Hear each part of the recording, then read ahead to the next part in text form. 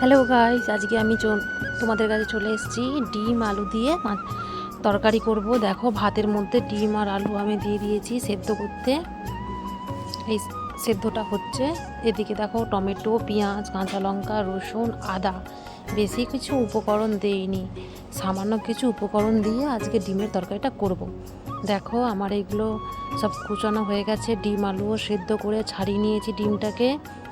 আজকে দুটো ডিমের রেসিপি করব। দেখো শিলের মধ্যে আমি পেঁয়াজ, আদা, জিরে, রসুন, কাঁচা লঙ্কা সব একসঙ্গে পেস্ট বেটে নিয়েছি। এবার কড়াইটা গরম হয়ে গেছে, সাদা তেল দিয়ে আমি ডিম আর আলুটা ভাজবো। কড়াইটা আগে থেকে গরম করে নিতে হবে। দেখো আমি খুন্তি দিয়ে তেলটাকে চারিদিকে করে দিচ্ছি, যাতে করে কড়াইটা পুড়ে না যায়। দেখো এবারে আমি ডিমটাকে দেবো। ডিমের সঙ্গে কিন্তু নুন হলুদ আমি মাখাইনি বন্ধুরা, এমনি প্লেন ডিমটাই দিলাম। দেখো নুনের মধ্যে এবার নুন দিয়ে দিয়েছি। এবারে হলুদটা দেব, সামান্য পরিমাণ দেবে, যতটা পরিমাণ লাগবে। সত্যি কথা বলতে বন্ধুরা, আমার এই ক্যামেরা ধরার কিন্তু কেউ নেই, আমি নিজেই এক হাতে ধরে ভিডিওটা করছি। তবে অনেকে আমাকে এটা বলছে বাড়িতে এইসব করে কিছু হয়, এইসব কেন করছো, এইসব বেকার জিনিস। আমি বলছি না, এটা আমার শখেই করছি আমি জিনিসটা। এটা কোনো দিন ক্ষেত্রে যখন আমি পরবর্তীকালে যদি দেখতে চাই, দেখতে পাবো, তাই না বন্ধুরা? দেখো ডিমটা আমার প্রায় ভাজা হয়ে এসছে, কমপ্লিট। ডিমটাকে তুলে নিয়েছি, এবার আলুটা দিয়ে দিলাম। আলুতে হালকা নুন হলুদ দিয়ে ভেজে নেব, ওই কড়াতেই ভাজবো। দেখো আলুটা আমার ভাজা হচ্ছে।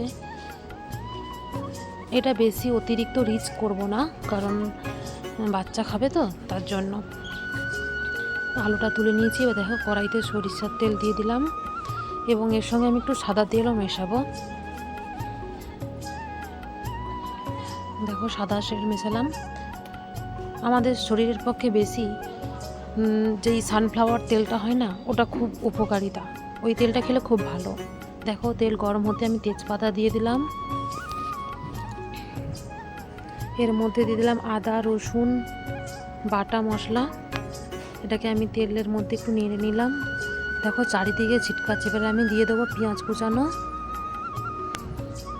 দেখো এবার এটাকে টমেটো দিয়ে দিচ্ছি।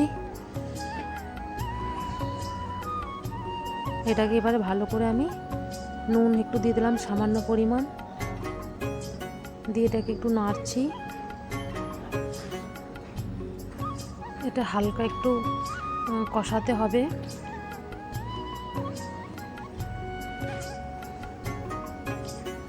দেখো মশলাটা কিন্তু আমি কষাচ্ছি, এইরকমভাবেই কষাবে। দেখো আমি সামান্য পরিমাণ হলুদ দিয়ে দিলাম, চিনি একটু হালকা দিয়ে দিলাম, কারণ কি ফ্লেভারটা ভালো আসবে। বা ধরো প্রত্যেকটা তরকারিতে না হলেও কিছু কিছু তরকারিতে একটু চিনি, অল্প পরিমাণে একটু চিনি দিলে খুব ভালো টেস্টি লাগে। দেখো আমার কিন্তু তেল ছেড়ে এসছে। আমি হালকা লঙ্কা গুঁড়ো দিলাম, হালকা পরিমাণ। দেখো বন্ধুরা আমি মশলাটা কষাচ্ছি। এবারে এর মধ্যে আমি এক এক করে আলু দিয়ে দেবো। ডিমটা সেদ্ধ করতে গিয়ে ডিমটার কুসুমটাই বেরিয়ে গেছে। দেখো আমার আলুটা কষানো হচ্ছে। জানি সবার মতো ভালো ভিডিও করতে পারি না, তবুও চেষ্টা করছি।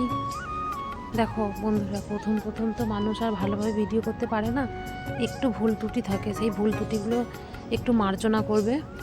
কারণ আমি তো ইউটিউব সম্পর্কে আমার কোনো ধারণাই নেই, এই ফার্স্ট টাইম আমার ইউটিউব, মানুষের দেখে যেটা ধারণা হয়। দেখো আমার মশলা করা জলটা ছিল, হালকা হালকা করে জল দিয়ে এটাকে কষাচ্ছি।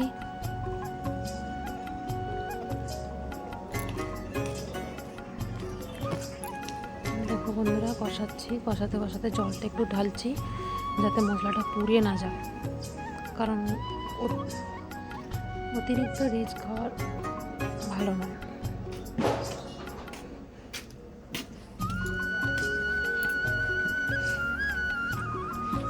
আমাদের শরীরের জন্য হালকা রিচ খাবার বা হালকা বেশি মশলা যুক্ত খাবার না খাওয়াটাই ভালো এখনকার পরিস্থিতি, কারণ এখনকার সব জিনিসেই ভেজাল। দেখো আমি জল দিয়ে দিলাম, দিয়ে এটাকে কিছুক্ষণ ঢেকে রাখবো।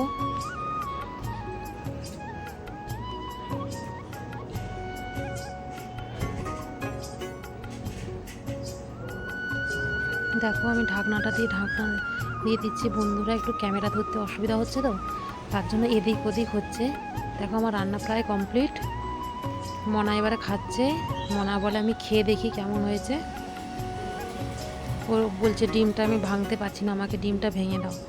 বলতে দেখো আমি ডিমটা ভাঙছি।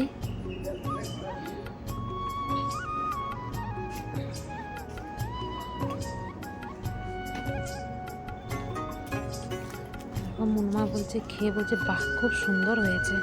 এবারে আমার পালা, আমি খেতে বসে পড়েছি। খুব সুন্দর হয়েছে বন্ধুরা, তোমরাও এর হালকা